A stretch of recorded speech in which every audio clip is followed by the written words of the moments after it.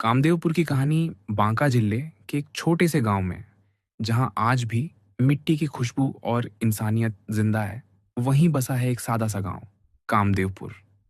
इस गांव में हर कोई एक दूसरे को जानता था। सुख हो या दुख, सब मिल बांट कर जीते थे। इसी गांव में रहते थे सरवण कुमार, ईमानदारी, मेहनत और सेवा का दूसरा नाम। सरवण कुमार के 4 बच्चे थे, 3 बेटे और एक बेटी।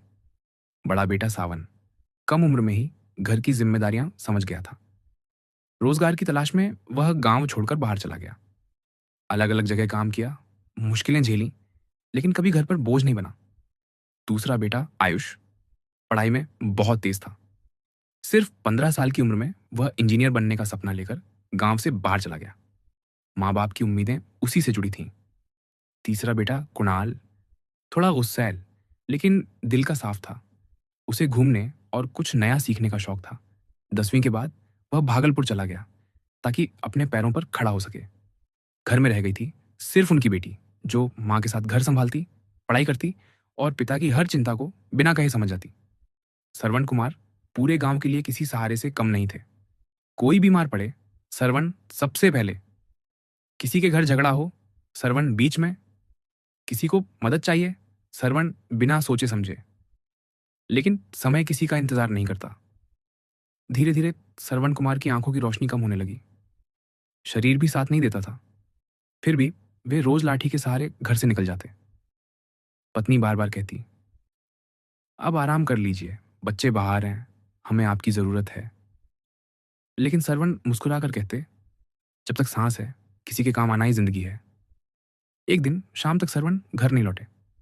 रात गहराने लगी। पत्नी और बेटी घबरा गईं। पूरे गांव में खोज शुरू हुई। आखिरकार वे गांव के बाहर मंदिर के पास मिले, थके हुए, कांपते हुए, जमीन पर बैठे। उस दिन पहली बार बेटी की आंखों में आंसू थे। वो बोली, बाबूजी, आप सबका सहारा बनते बनते खुद टूट रहे हो। उस रात सरवण कुमार चुप रहे। कुछ दिनों बाद अचानक उनकी तबीयत बहुत बिगड़ गई। खबर बाहर शहरों तक पहुंची। सबसे पहले सावन लौटा, फिर कुणाल आया, और आखिर में आयुष भी पढ़ाई छोड़कर घर पहुंचा। चारों बच्चे अपने पिता के पास बैठे थे। सरवण कुमार ने कांपती आवाज में कहा, मैंने सबका ख्याल रखा, लेकिन समझ नहीं पाया कि मेरे अपने बच्चों को मेरी जरूरत कब ज्यादा थी। आयुष ने उनका हाथ थाम लिया। अब आपकी बारी है बाबूजी, अब हम आपकी सेवा करेंगे। समय बीता। सरवण कुमार धीरे धीरे ठीक होने लगे। अब वे रोज गांव नहीं जाते थे, लेकिन गांव के लोग खुद उनके हालचाल पूछने आते थे। सरवण कुमार समझ गए थे, सेवा सिर्फ बाहर नहीं, घर के भीतर भी जरूरी होती है।